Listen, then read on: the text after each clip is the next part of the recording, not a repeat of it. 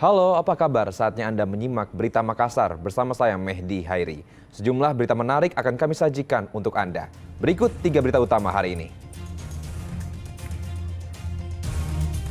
Petugas Satpol PP Bone ditangkap polisi karena membunuh seorang ibu rumah tangga akibat tersinggung dengan perkataan korban. Video viral seorang oknum guru SMK Kristen Harapan di kota Rantepao, Toraja Utara menampar seorang murid di depan kelas. Kelangkaan solar di Kabupaten Maros picu terjadinya antrean dan kemacetan kendaraan di jalanan.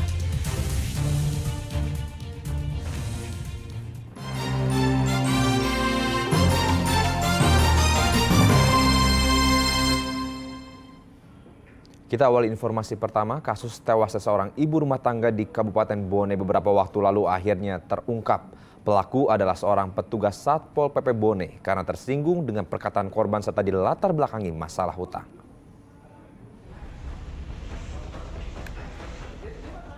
Usai sudah pelarian ke Harman berusia 32 tahun, pelaku pembunuhan seorang ibu rumah tangga di Kabupaten Bone pada tanggal 10 November lalu. Setelah melakukan penyidikan, polisi menangkap pelaku setelah selesai piket jaga di rumah jabatan Bupati Bone di Jalan Ahmad Yani, Kecamatan Tanete Riatang pada Rabu 15 November malam hari. Pelaku adalah seorang tenaga honorer Satpol Pamong Praja Bone. Menurut polisi, pelaku menghabisi nyawa korban Dahlia berumur 63 tahun karena sakit hati dengan perkataan korban terkait masalah utang kepada korban. Polisi menyita perhiasan emas milik korban yang dibawa kabur pelaku serta senjata tajam yang digunakan. Saat perempuan Haja Dahlia tergeletak di lantai, tersangka tetap menebas perempuan Haja Dahlia pada leher bagian belakang. Setelah itu, anak perempuan Haja Dahlia atas nama Edar alias Kendor kemudian masuk ke dalam rumah dan sempat melihat tersangka memegang parang sehingga tersangka langsung menunjuk anak korban dengan menggunakan tangan kiri yang memegang parang sambil mengatakan "Loko Mageiko" yang artinya "mau apa kamu?" Sehingga anak korban langsung melarikan diri dari tempat kejadian karena dikejar oleh tersangka yang memegang parang. Setelah itu, tersangka kemudian kembali ke dapur dan mengambil 4 buah gelang emas perempuan Haja Dahlia yang berhamburan, dan setelah itu tersangka kembali mengejar anak korban hingga ke pinggir jalan. Tersangka kemudian berhasil kabur dan menuju ke sepeda motor yang diparkir di depan rumah korban. Selanjutnya menuju Jalan Poros Bonewajo dan kemudian tersangka membuang parangnya di sebuah jembatan di Jalan Poros Bonewajo. Akibat perbuatan tersebut, pelaku dijerat pasal 338 dengan ancaman hukuman kurungan 15 tahun penjara. Adi Muhammad Sardi melaporkan dari Kabupaten Bone. Polisi menetapkan 4 orang tersangka dari 7 pelaku pengeroyokan yang mengakibatkan tewasnya seorang warga dan adiknya yang terluka. Motif pengeroyokan yang mengakibatkan tewasnya korban hanya karena salah paham. Video warga ini memperlihatkan saat korban Andika Syam berusia 25 tahun dan Bayu adiknya berumur 23 tahun dikeroyok 7 orang pelaku di depan sebuah minimarket di Dusun Lamuru, Desa Sunggumanai, Kecamatan Patalalasang, Kabupaten Goa pada Sabtu 11 November. Para pelaku menganiaya secara bersama-sama menggunakan batu, balok kayu, dan bambu serta senjata tajam sehingga mengakibatkan korban Andika tewas seketika, sementara sang adik mengalami luka pada perut, tangan, dan kaki. Polisi yang melakukan penyidikan menangkap 4 orang berusia 21 hingga 26 tahun. Selain keempat pelaku, polisi masih memburu 3 pelaku lainnya yang identitasnya sudah diketahui. Dari 4 orang yang ditangkap, 1 diantaranya masih di bawah umur. Polisi menyita sebilah pisau, baju korban, balok kayu, batu, serta potongan bambu sebagai barang bukti. Motif pengeroyokan adalah karena salah paham. Perannya dalam melakukan penikaman terhadap korban dengan menggunakan pisau, ya, terhadap korban Andika Syam. Kemudian memukul korban Andika Syam dan memukul korban Bayu Bahari.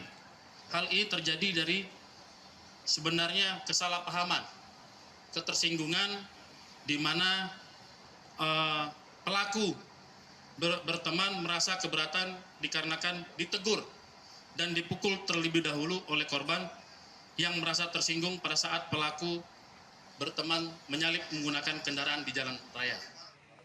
Keempat tersangka dijerat pasal berlapis dengan ancaman kurungan 15 tahun penjara.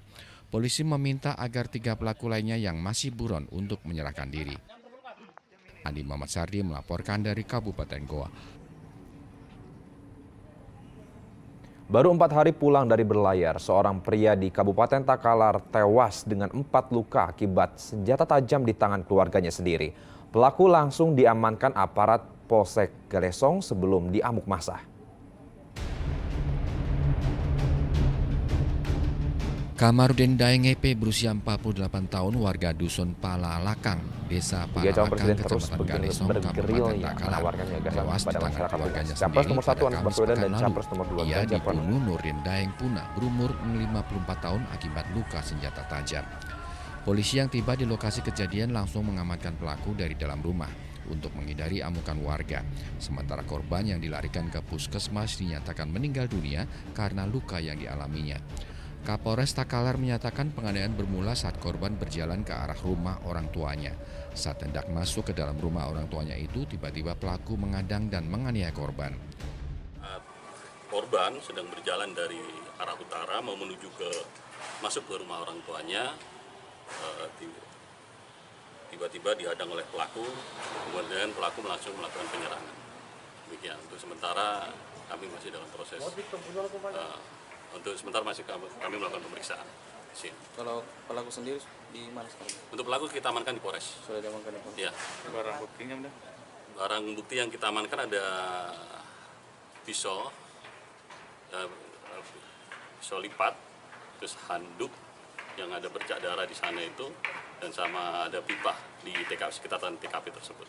Pak, katanya korban ada mengalami gangguan jiwa di mana? Kita masih melakukan pemeriksaan. Pemeriksaan. Ya. Ini tiba-tiba langsung saja diserang kan?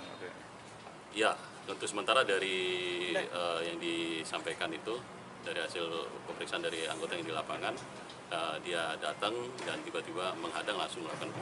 Ada berapa korban sebenarnya Bang yang Untuk korban 1. Katanya anaknya juga kena ini sabetan senjatanya. Belum kita belum ini. Belum. Ya, sementara masih ini kita melakukan pemeriksaan masih 1. Polisi mengamankan pisau lipat yang digunakan pelaku. Diduga motif pembunuhan ini adalah dendam lama antara pelaku dan korban yang masih memiliki hubungan keluarga. Aparat Polsek Galesong dibantu Polres Takalar dan personil Kodim 1426 Takalar melakukan penjagaan di sekitar rumah pelaku karena rumah korban dan rumah pelaku saling berhadapan. Raisa Hugum melaporkan dari Kabupaten Takalar.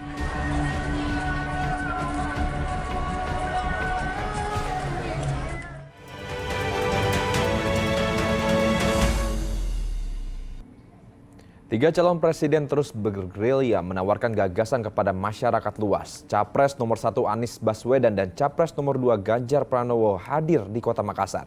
Sementara Capres nomor 2 Prabowo Subianto menghadiri kegiatan di Kota Malang, Jawa Timur.